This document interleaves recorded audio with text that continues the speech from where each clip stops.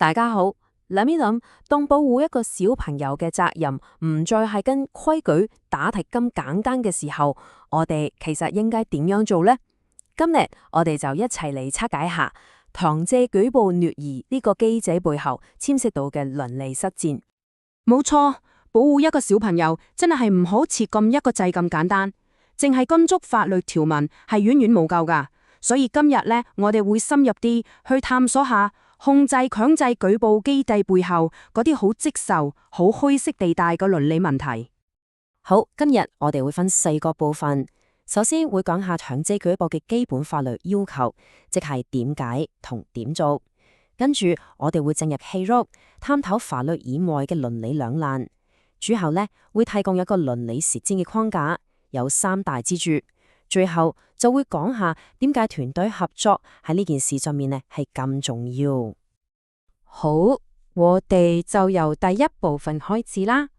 要講倫理，首先都要搞清楚個遊戲規則是點，即係法理上嘅基本要求。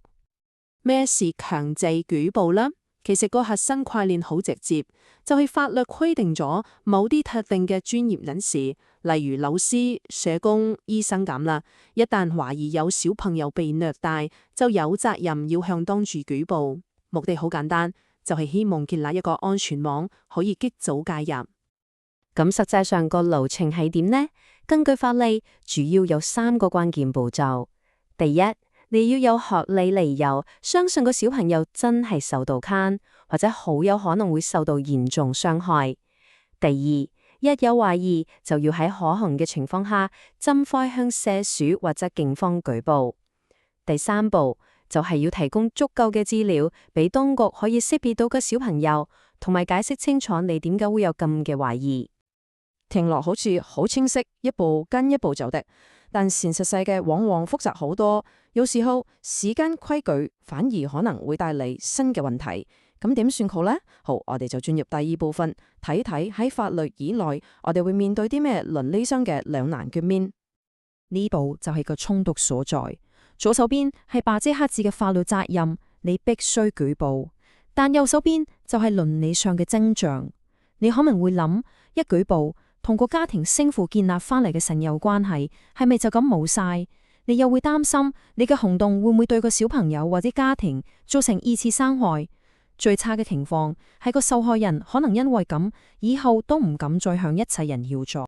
呢種矛盾，有些學者好似中大嘅碧夏伊博士就提出過一個好值得我哋反思嘅觀點。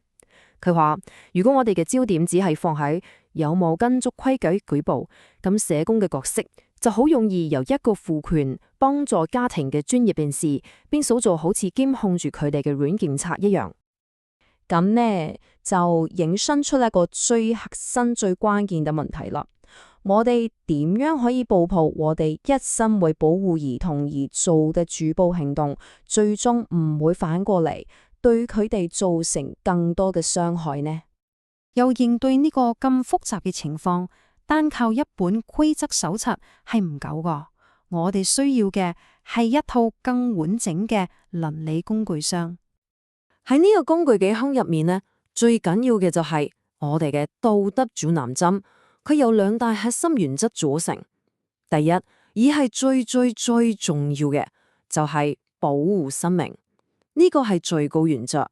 一個小朋友嘅人身安全係完全冇得傾、冇得讓步嘅。第二，就係要考慮兒童嘅最佳利益。除咗即時嘅安全，我哋做每一個決定都必須優先考慮小朋友長遠嘅福祉同發展。咁有咗原則，點樣實踐呢？呢度有一個4步嘅倫理脫卓療程可以幫到我哋。呢個方法唔係教我哋靠接腳，而係用一個有系統嘅方式去思考。第一步，首先要承認法律責任同其他原則之間係存在住倫理衝突嘅。第2步就係根據頭先講嘅核心原則去評估所有可行嘅行動方案。第3步就係喺咁多個選擇當中揀一個最能夠保障到小朋友安全同福祉嘅決定。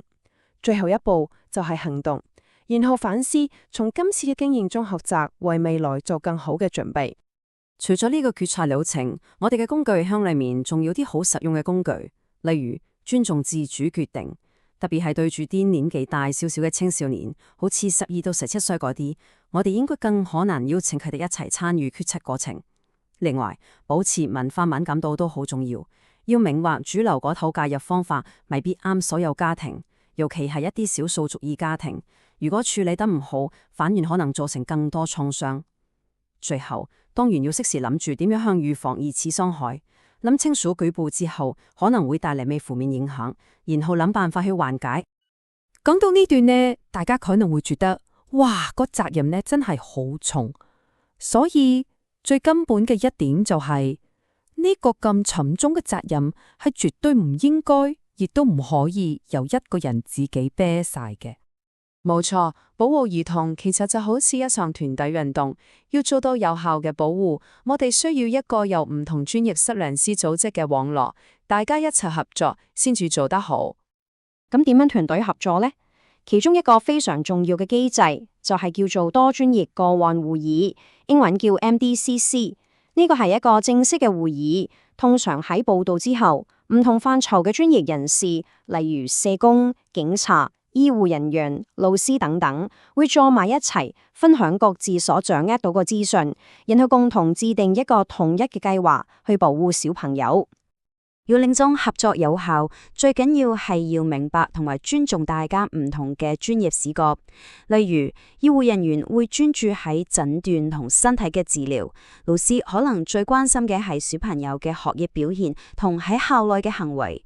而社工呢，就會集中睇家庭嘅功能同埋社交支援網絡。雖然大家嘅切入點唔同，但每一個觀點都同樣重要。只有肯相信同理解，先可以拼湊出一個最完整嘅圖畫。所以，請大家記住，做出舉報只是整個保護兒童旅程的開始，絕對不是終點。之後點樣確保小朋友得到真正的安全同埋心靈上的復原，才是更漫長的路。咁呢一個就帶到我哋最後嘅思考啦。履行法律責任當然係我哋嘅基本盤，係必須要做嘅。但係我哋嘅倫理責任其實係挑戰緊我哋去諗得更開更遠。除咗舉報之外，我哋仲可以做啲咩去真正建立一個可以俾每一個小朋友都健康快樂咁茁壯成長嘅世界呢？